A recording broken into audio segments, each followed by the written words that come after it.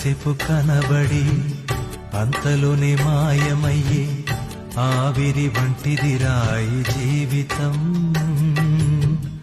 లోకాన కాదేది శాశ్వతం.